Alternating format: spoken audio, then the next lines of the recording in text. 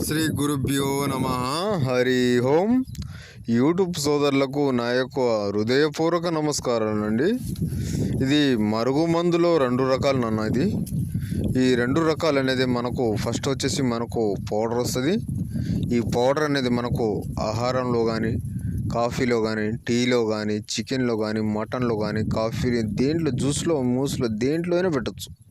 మనకు ఇది ఒక్కసారి పెడితే ఎలాంటి వారైనా సరే మనకు కేవలం 3 రోజుల్లో మనకు చెప్పు చేతల్లో వస్తారు, చెప్పినట్టే వింటారు, చెప్పు చేతల్లో ఉంటారు. ఇది మనకు రెండోది వచ్చేసి మనకు లిక్విడ్ నాన్న.